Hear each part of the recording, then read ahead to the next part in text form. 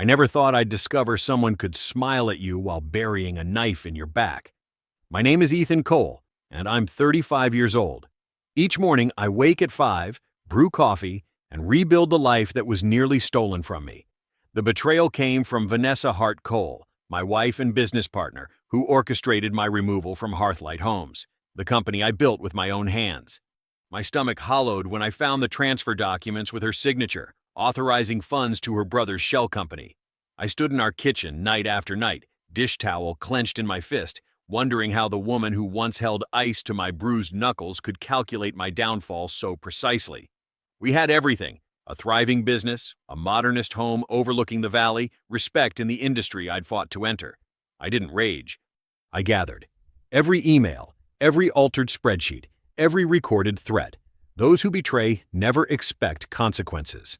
Before I go any further, let me know in the comments where in the world you are watching from, and make sure to subscribe because tomorrow I will share a story you don't want to miss. But let me start from the beginning. I dried the last plate and set it on the rack, then stood alone in our kitchen with nothing but the soft hum of the refrigerator for company. Upstairs, I could hear Vanessa moving with purpose, drawers opening, closet doors sliding, hangers clinking as she prepared for tomorrow. Not our tomorrow, her tomorrow. The marble countertop felt cold under my palms as I leaned against it. When had things changed? 3 months ago, she still kissed me goodbye each morning, her hand lingering on my shoulder. Now she moved through our home like a CEO through a failing acquisition, evaluating, calculating, planning exit strategies. "You're being paranoid," I whispered to myself, but the heaviness in my chest knew better. Last Tuesday, she'd answered my question about dinner with, "I need those projections by Friday, Ethan." Not honey or babe, just Ethan, like I was another contractor to manage. Her voice had that new edge to it, clipped and cool, the way she spoke to people she considered obstacles.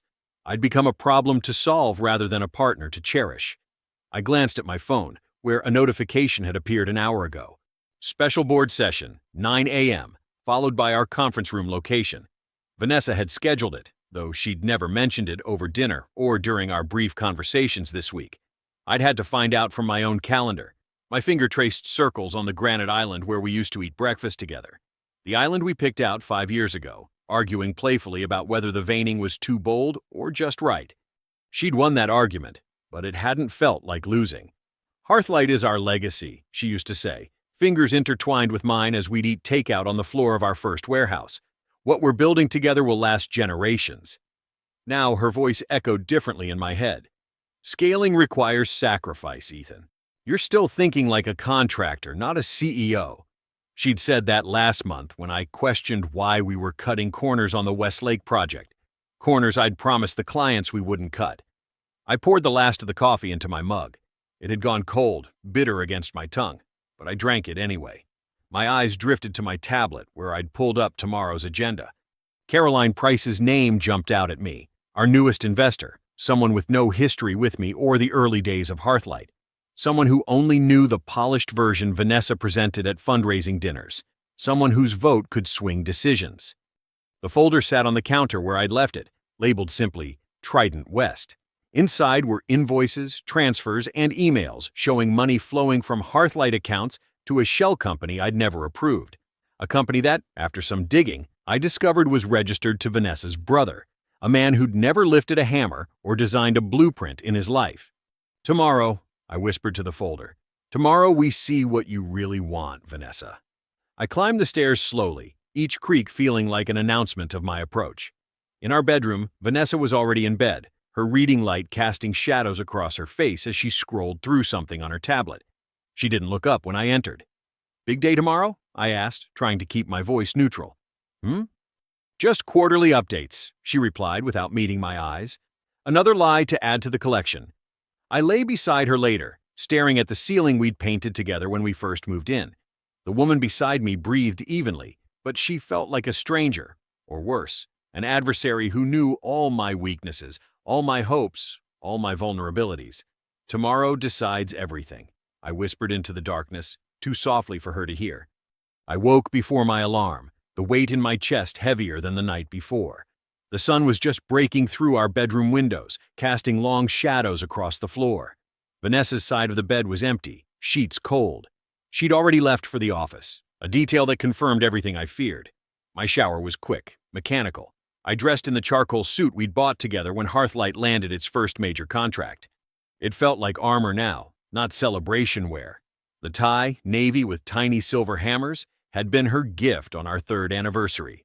"For the man who built our dreams," the card had said. I knotted it with steady fingers, wondering if she'd remember giving it to me. The drive to Hearthlight headquarters took 20 minutes. I'd designed the building myself, modern lines with warm timber accents, large windows to let in natural light. We'd spent weeks getting the proportions right, the balance between professional and welcoming. Now it loomed ahead like a fortress I needed to breach rather than my own creation. I parked in my usual spot, noting Vanessa's car already there, along with several others I recognized as board members. Early arrivals for a meeting that wasn't supposed to be significant. My stomach tightened. Inside, Jenna at reception couldn't quite meet my eyes. "Morning, Mr. Cole," she said, her voice unnaturally bright. "They're waiting for you in the main conference room." They, not we. "Thanks, Jenna," I replied, pausing at her desk. "How long has everyone been here?" She glanced at her computer screen. "About 45 minutes. Mrs. Cole asked that coffee be brought in around 15 minutes ago." A pre-meeting meeting, then. My suspicions crystallized into certainty. I took the elevator to the 3rd floor, the folder of Trident West documents tucked under my arm. The hallway to the conference room stretched longer than usual. Through the glass walls, I could see them. Vanessa at the head of the table, gesturing as she spoke. The others nodded, serious-faced. They fell silent when I pushed open the door. The boardroom smelled of fresh coffee and new carpet. We'd renovated it just 2 months ago, Vanessa's idea. The old wooden table had been replaced with sleek glass and chrome. More corporate, less craftsman, like so many changes lately. "Ethan," Vanessa said smoothly, rising slightly from her chair. She wore the charcoal blazer she reserved for important client meetings, her posture radiating authority. "We were just getting started." I noticed Caroline Price seated to Vanessa's right, the position that had once been mine. Caroline nodded politely but couldn't hold my gaze. Her hands fidgeted with her coffee cup, turning it in small circles. "Seems like you started quite a while ago," I said, taking the empty chair at the far end of the table. The distance felt symbolic. Vanessa smiled tightly. "Let's call this meeting to order then." She shuffled papers in front of her. "As discussed in our preliminary session, I've proposed a motion regarding Hearthlight's executive leadership." My jaw clenched. "What motion would that be, Vanessa?" She looked directly at me, her eyes cool and unfamiliar. "The motion is to remove Ethan Cole as CEO of Hearthlight Homes, effective immediately." The room went silent. Despite expecting it, hearing the words struck like a physical blow. "You're doing this here?" I asked, my voice steady despite the anger building in my chest. "In front of strangers who never saw us eat pizza on the floor of the warehouse when we had nothing? Who never watched you cry when we landed our first contract?" "Don't be dramatic, Ethan," Vanessa snapped, her composure cracking slightly. "This isn't personal, it's performance. The company needs to evolve. You're sentimental." I'm scaling. I reached for the folder I'd brought, sliding out the documents inside. "Scaling fraud?"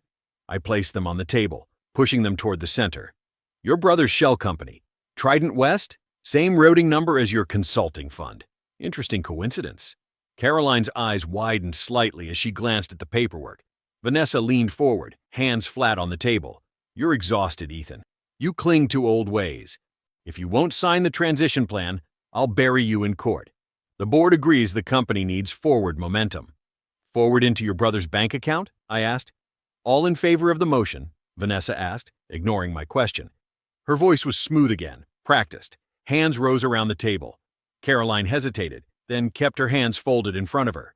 Not voting yes, but not opposing either. "The motion passes," Vanessa announced, a smile playing at the corners of her mouth. "Security will escort you to clear out your office." I stood slowly, feeling oddly calm despite everything crumbling around me. I pulled my wedding ring from my finger and set it deliberately on top of the folder of her fraud. "I'll bring this back when I bring everything back," I told her, our eyes locked in silent battle. I walked out into the hallway, stripped of my title, my company, and my marriage in less than 15 minutes. I drove in silence, knuckles white against the steering wheel. The afternoon traffic crawled along the expressway, but I barely registered it. My mind kept replaying the boardroom scene, Vanessa's practiced smile as she called the vote, that slight, triumphant tilt of her head when hands raised around the table. "If you won't sign the transition plan, I'll bury you in court."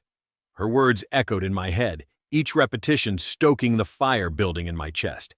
10 years, 10 years of my life poured into Hearthlight Homes, started from a pickup truck and a rented storage unit. I'd built it with calloused hands and sleepless nights while Vanessa stood beside me, or so I thought. I hit the steering wheel, hard enough that pain shot through my palm. The car behind me honked when I missed the light turning green. Remember the first house we renovated? Just a small bungalow on Maple Street. The owner was this retired teacher who baked us cookies that smelled like cinnamon and brown sugar. Vanessa had charmed her completely. "We'll treat your home like it's our own," she'd promised. Had any of it been real? I pulled into the parking lot of Ray's Diner, a place Vanessa would never set foot in. Hollis Green was already waiting in a booth by the window, nursing a coffee and flipping through papers. His slightly rumpled suit and thinning blonde hair were a familiar sight. "You look like hell," he said when I slid into the booth. "I feel worse." The waitress appeared, pouring me coffee that smelled burnt. The diner's fluorescent lighting made everything look harsh and unforgiving, which matched my mood perfectly. "She did it," I said after the waitress left. "Vanessa called a special board meeting and voted me out." Hollis removed his glasses, cleaning them methodically with his napkin. "I was afraid of that. Her assistant called to cancel our quarterly review yesterday, said they'd be using different counsel moving forward." I pulled a thick folder from my bag and set it on the table between us. "The shareholder agreement. Your masterpiece." His eyebrows rose slightly. "You kept a copy." "Of course I did." I flipped to a tabbed section near the back, turning it so he could read. "Section 12.4, the Intellectual Property Clause. You told me to insist on this." Hollis put his glasses back on, scanning the page with a lawyer's practiced efficiency. After a moment, he nodded slowly. "Yes. The core intellectual property, the Hearthlight software systems, the workflow processes, the design templates, they're all registered to you personally. The company has a revocable license." He looked up at me. "You're thinking what I think you're thinking. I'm thinking she can have the CEO title, but without the IP, Hearthlight Homes is just an empty shell." I leaned forward. "And if I can prove she's been funneling money through her brother's company, you'd have grounds to revoke the license." Hollis finished my thought, then frowned. "But you'd need solid evidence. That's why I'm here. I need a strategy." I outlined what I knew so far: suspicious invoices to Trident West, Vanessa's late nights, her sudden focus on consulting fees. As I spoke, I watched Hollis take notes in his precise handwriting. "This won't be quick," he warned. "Legal battles rarely are, and she'll fight dirty." "So will I." My voice was hard, even to my own ears. "I'll start with an injunction," Hollis said. "Freeze the company accounts while we investigate. But Ethan—" He set down his pen. "This is your wife we're talking about." "Was," I corrected. "She made her choice.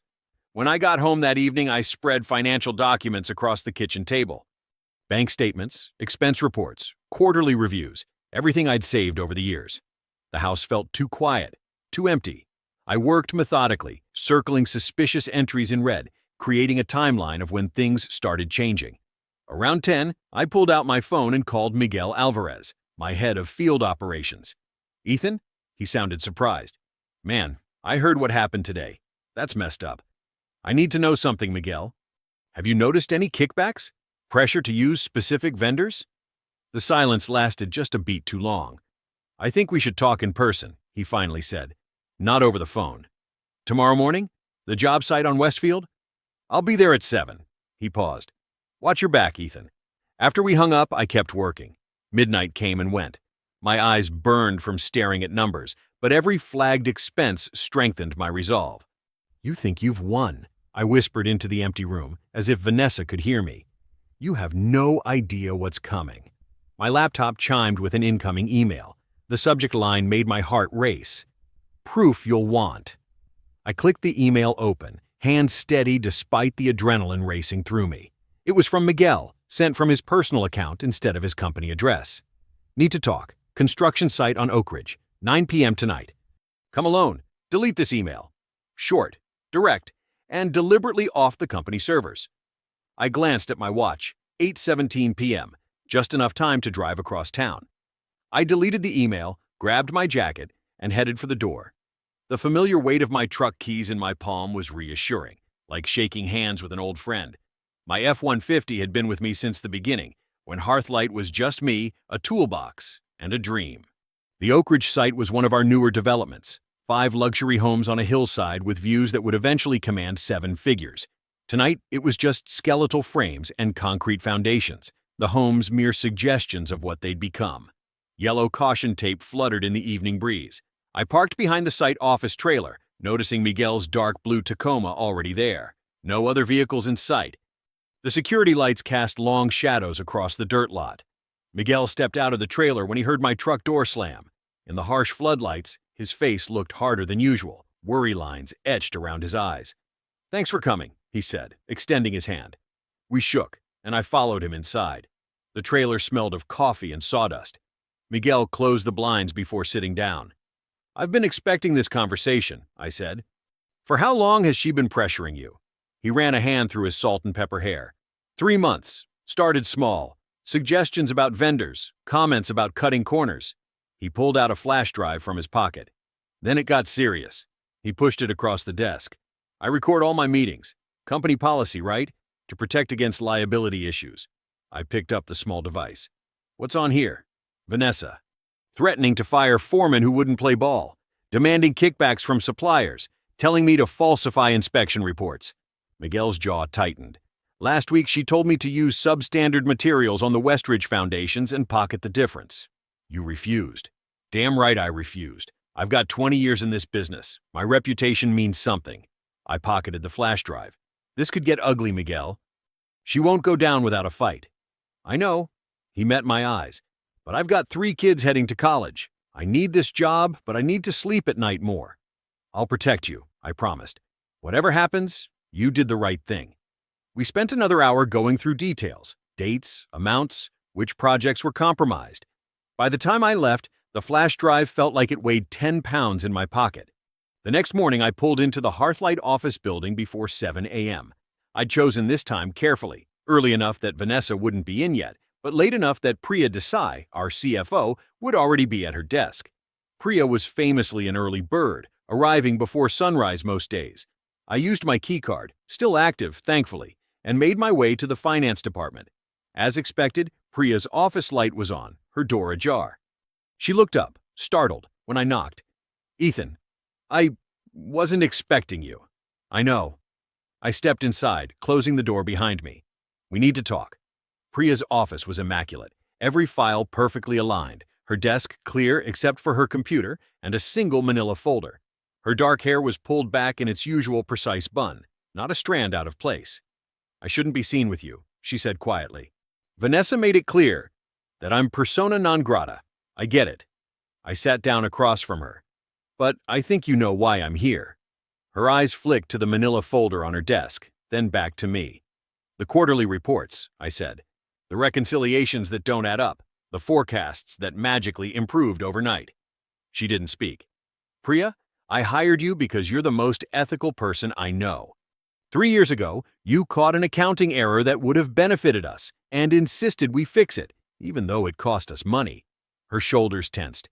"That was different." "Was it?" I leaned forward. "Or is it just that this time, the fraud is coming from the top?" For a long moment, there was only silence. Then Priya's hand moved to the folder. She slid it across to me.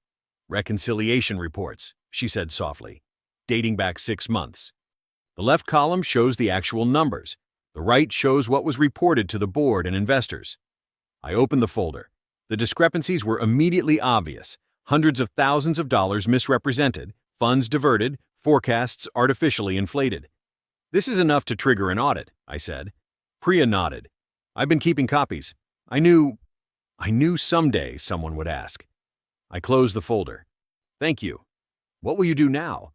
"What I should have done months ago. Fight back."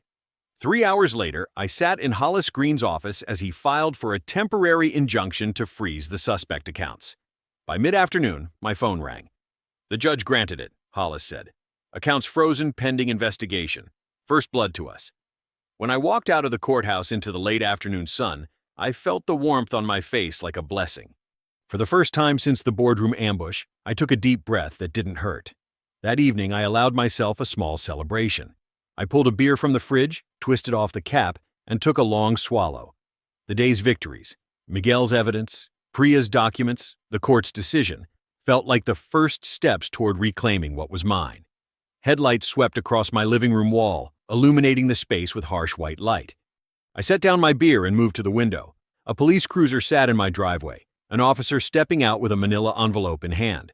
The officer's face was carefully blank as he handed me the manila envelope. "Ethan Cole, you've been served." My fingers felt numb as I took it, nodding mechanically. "Thank you, officer." "Just doing my job, sir." He hesitated. "You'll want to read that right away." "It's effective immediately." After he left, I tore open the envelope at my kitchen counter, the beer beside me going flat and forgotten. The legal language swam before my eyes, but certain phrases jumped out with knife-like clarity. Temporary restraining order. Petitioner, Vanessa Hart Cole. Respondent, Ethan Cole, alleges that on Tuesday, April 12th, respondent became physically aggressive during a dispute. Shoved petitioner against doorframe of master bedroom. And threatening language, including, "You'll regret what you've done."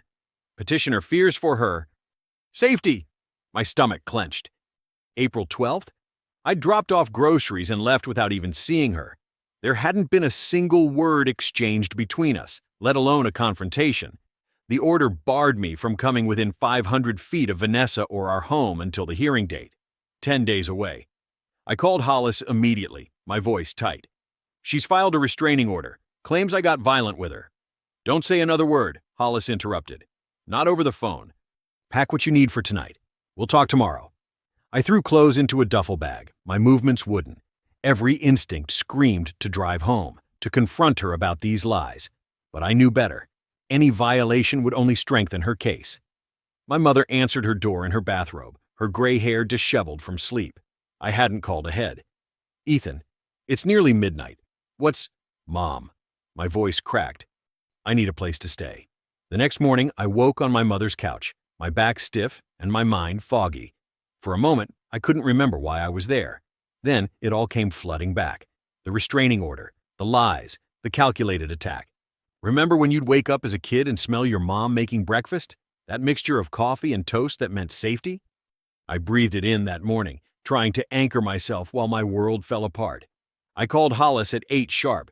"She's escalating," he said without preamble, "which means she's worried. The frozen accounts must have hit a nerve. She claimed I shoved her Tuesday evening. Said I threatened her." "Did you?" "I wasn't even there. I dropped off groceries at lunch and left. We never spoke." "That's good," Hollis said.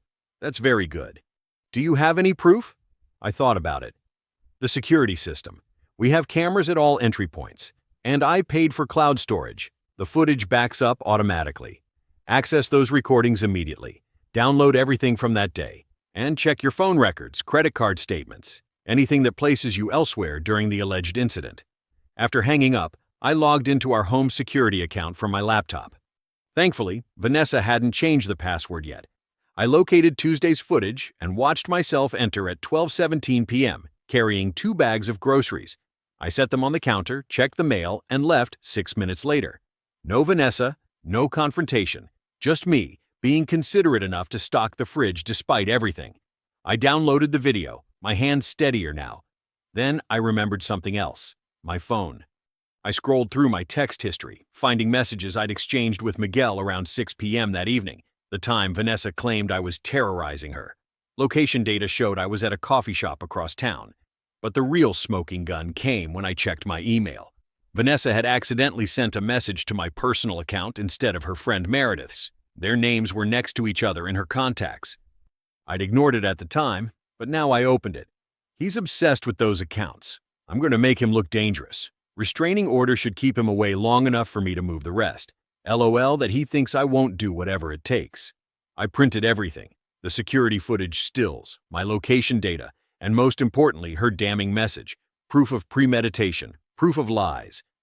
That evening, I drove past our house, staying outside the 500-foot boundary. Lights glowed in the windows, my home. I could picture Vanessa inside, feeling untouchable, smug in her victory. "She thinks she's won," I whispered into the dark car. "Tomorrow, she faces daylight." The courthouse hallway buzzed with quiet tension. I straightened my tie. the one I'd worn to my first real client meeting back when Hearthlight was just a dream. Hollis walked beside me, his briefcase containing our evidence. I didn't have fancy legal tactics or dramatic speeches prepared. I just had the truth. "Remember," Hollis murmured as we approached the courtroom doors, "let me handle the procedural parts. When the judge asks you direct questions, just stick to facts." I nodded, my throat dry.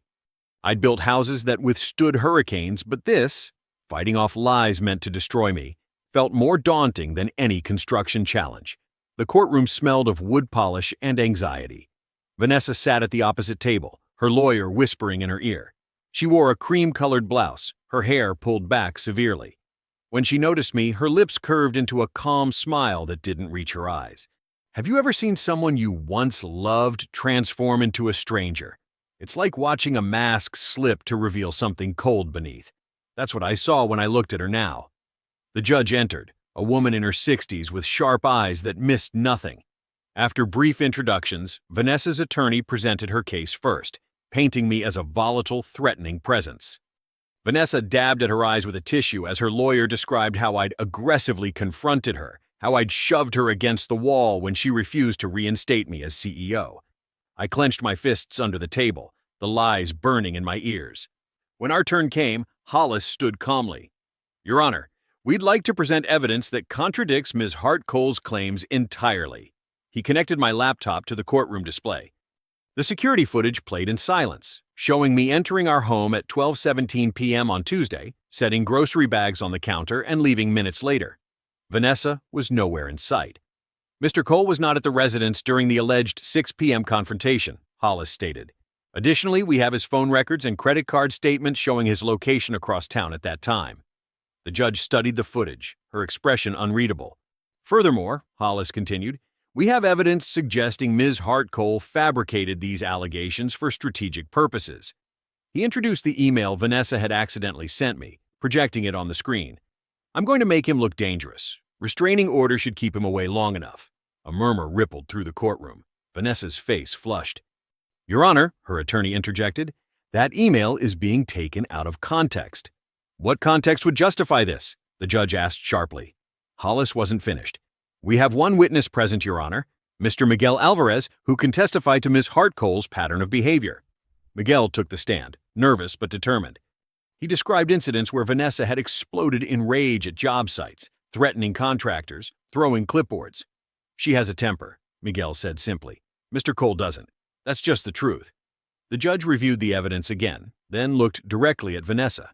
I recognized that look, the same one my father gave when he caught me in a lie as a child. "The restraining order is dissolved, effective immediately," the judge announced. "Ms. Hart-Cole, the court takes a very dim view of false allegations used as strategic weapons in business or personal disputes. This system exists to protect people from genuine harm, not to be manipulated for advantage." She looked at me.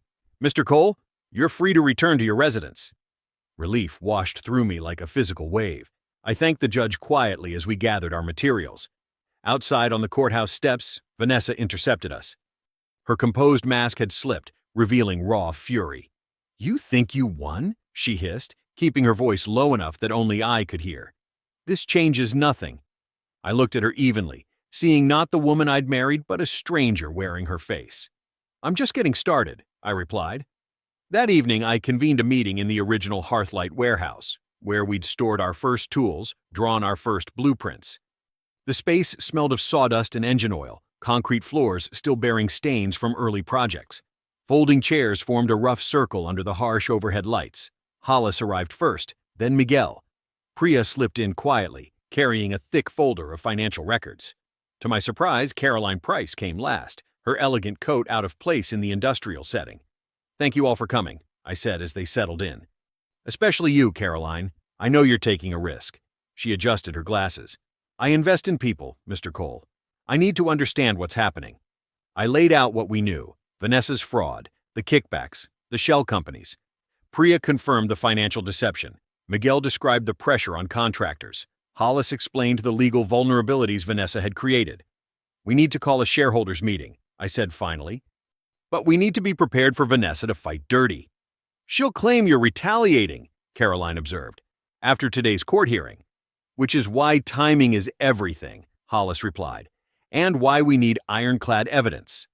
I reached into my folder and unfolded the original intellectual property license, the document that granted Hearthlight the right to use my personally registered designs and workflows. The paper crackled as I laid it on the table. "This is the weapon," I said quietly. "Without this license, Hearthlight loses the right to use every blueprint, every process I created." The morning of the shareholder meeting arrived with a clarity I hadn't felt in months. I got to the warehouse early, dragging folding chairs across concrete floors that still bore the oil stains from our first delivery trucks. This place had been our beginning, before the glass offices, before the betrayal.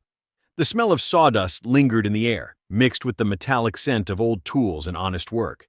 I arranged the chairs in a semicircle, placing a folding table at the front with copies of documents stacked neatly. Sunlight filtered through the high windows, catching dust motes dancing in the air. For a moment, I was transported back to when Vanessa and I would work late here, dreaming of what Hearthlight could become. Back when I thought we were building something together. Caroline Price arrived first, looking polished but slightly uncomfortable in the industrial setting. She nodded at me, choosing a seat near the center. "Interesting venue choice," she remarked, glancing around. "This is where Hearthlight began," I replied. "Seemed fitting for what happens next." She studied me with those sharp blue eyes. "You're very calm for someone about to go to war." I just nodded. The storm inside me had settled into something cold and focused. Priya arrived next with her file folders, then Miguel with a small recorder in his pocket. Hollis came with his briefcase, legal documents organized with color-coded tabs. We exchanged quiet greetings, the tension evident in the air. At exactly 10 o'clock, the warehouse door swung open. Vanessa walked in like she was entering a boardroom, her heels clicking against concrete. Behind her trailed a thin man in an expensive suit, her corporate attorney. Her eyes swept over the warehouse with unconcealed disdain.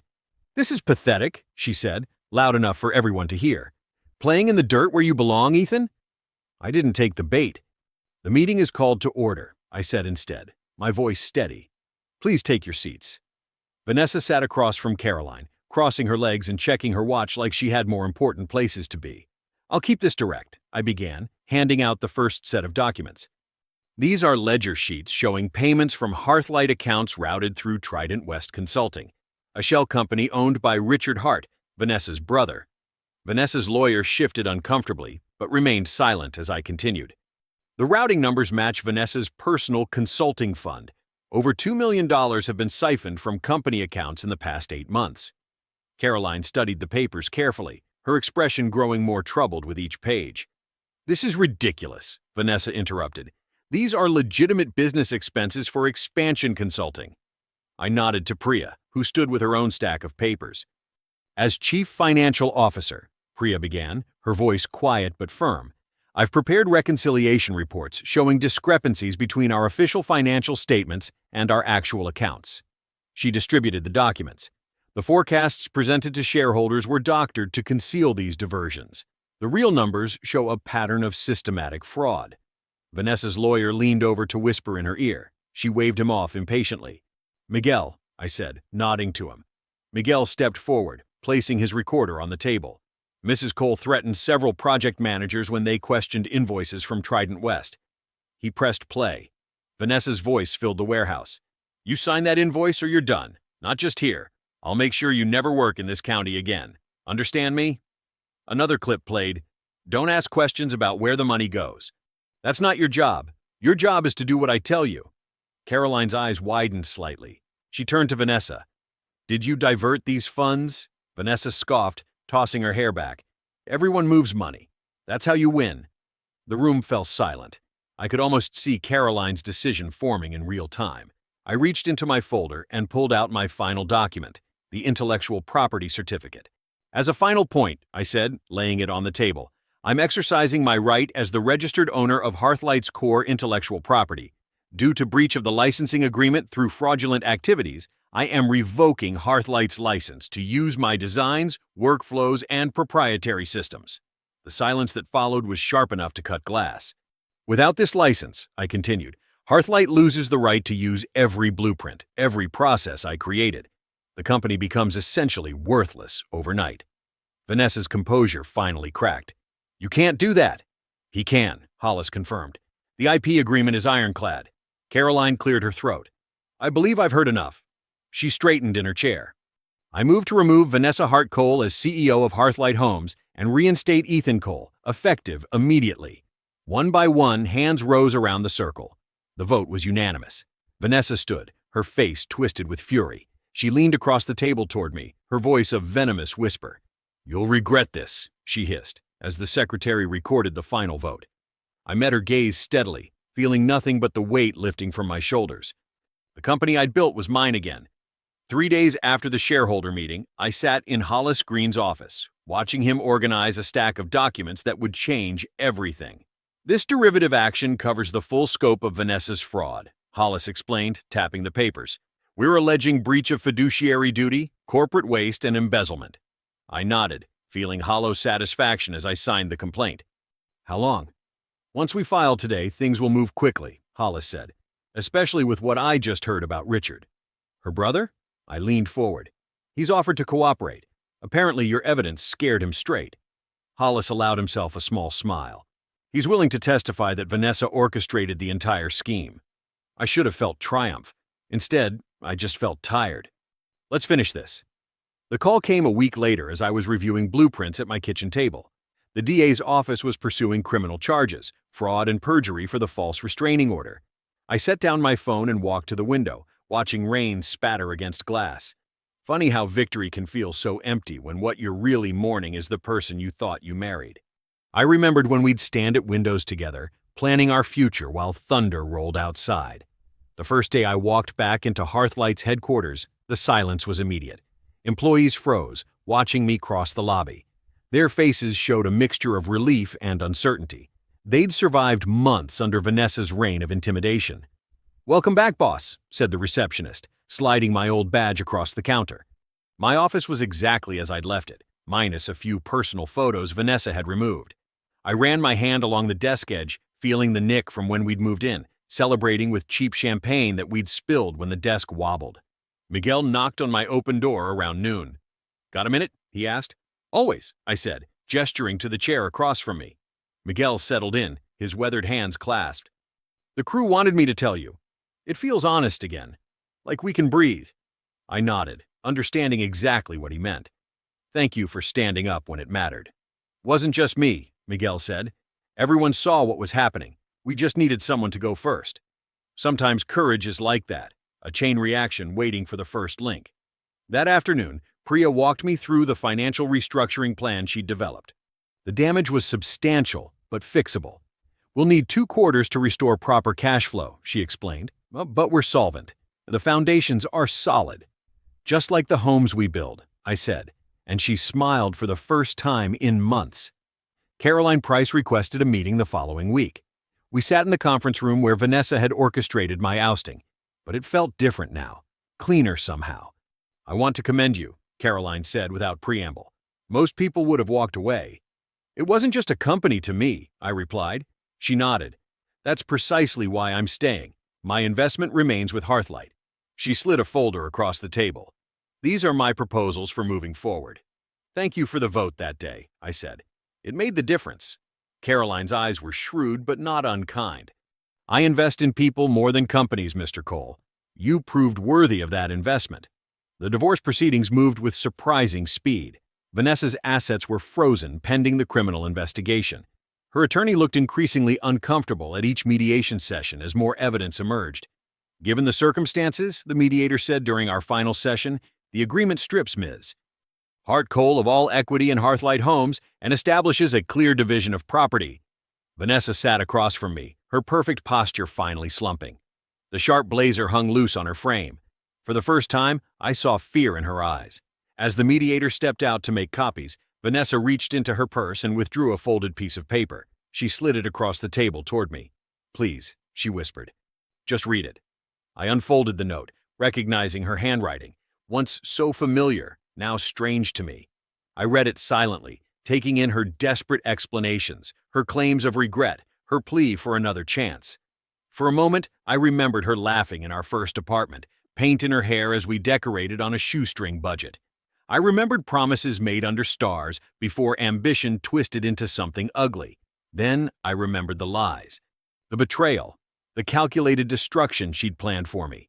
Without a word, I tore the note in half, then quarters. I placed the pieces in front of her and walked out, leaving the past behind me. 6 months after regaining Hearthlight Homes, I stood in the gravel lot where it all began. The spring sun warmed my face as I kicked at the stones, remembering when this was just an empty patch of land with nothing but my truck, a notebook full of sketches, and more determination than sense. I'd spent countless nights here, hunched over building plans by flashlight, dreaming up what would become our signature designs. Back then, the only audience for my ideas was the occasional owl and Vanessa, who'd bring me coffee and listen to me ramble about load-bearing walls and energy-efficient layouts. Now, the lot had been cleared for our new showcase model, a return to the craftsmanship that built our reputation before Vanessa tried to gut it for quick profits. "There he is," Miguel called, climbing out of his truck. The man who refused to die. I smiled as he approached, blueprints tucked under his arm. The months had been good to Miguel. He stood taller now, the weight of Vanessa's threats long gone from his shoulders. "Just reminiscing," I said, gesturing to the empty lot. "Remember when we poured the first foundation for the Martinez place, in that downpour?" 3 hours in the rain, Miguel laughed. "I thought you were crazy." "I was," I nodded. "Still am. Just more careful about who I trust with the crazy." Miguel unrolled the blueprints on the hood of my truck. "The Alta Vista project is ahead of schedule. We've got the structural work complete, and the crews are moving to interior finishing next week." I studied the plans, noting the modifications we'd made since taking back control. "Quality over shortcuts. It's good to build right again. The crews feel it," Miguel said. "Nobody's looking over their shoulder anymore." Priya pulled up beside us, always punctual, her tablet in hand as she stepped out of her car. The breeze caught her hair as she joined us at the truck. "Quarterly numbers," she announced, handing me her tablet. "We're running 15% leaner, but 18% more profitable. The restructuring worked." I scrolled through the projections, nodding. "Clean books feel good, don't they?" "Like breathing fresh air," Priya agreed. Caroline called this morning. The investment group is impressed with the turnaround. She says Hearthlight is being described as a model of corporate resilience in their circles. "Resilience," I repeated, tasting the word. That's one way to put it. The truth was less poetic. Betrayal hadn't made me resilient. It had made me sharper. Colder in the places that needed to be cold. Smarter about the edges of contracts and the fine print of trust. I wasn't the same man who had stood in this lot years ago, sketching dreams in a notebook. That man believed partnerships were sacred. This man knew better. "Have you heard anything about—" Miguel hesitated, not wanting to say her name. "Vanessa?" I finished for him. "Her brother took a plea deal, testified against her. She's living in a one-bedroom apartment near him now, from what I hear." What I didn't say was how I'd seen her 3 weeks ago in the courthouse corridor. I was there filing paperwork. She was there for a hearing on the fraud charges. She'd lost weight, her blazer hanging loose where it once hugged confidence. Her eyes had skated past mine, unable to hold contact. Her name was now synonymous with corporate fraud in our industry. The woman who had wanted to be known for scaling was instead known for stealing. The legacy she'd craved had come, just not the one she'd wanted. "Some people think I should feel sorry for her," I said, folding the blueprints. "That revenge is beneath me. But I don't call it revenge. I call it consequences." I looked between Miguel and Priya, loyal, honest, straight-backed in their integrity. "You know what betrayal teaches you? That you don't have to accept being erased. That you can be both decent and dangerous when it matters." We walked back toward our vehicles, the day's work waiting. The lot would soon transform again. New foundations, new walls, new beginnings built on honest labor. "You ever wonder if it was worth it?" Priya asked quietly. "The fight?" I paused at my truck door. "Every minute. Here's what I've learned, and what I'd tell anyone who's been blindsided by someone they trusted. Betrayal doesn't have to break you if you use it to sharpen your vision. Justice isn't about mercy. It's about finality." I locked the warehouse that evening, the metal door heavy against my palm. The sky had turned dark purple, stars emerging above the outline of the city where, somewhere, Vanessa sat alone with the ruins of her ambition. "She has nothing," I whispered to the night air. "I have everything.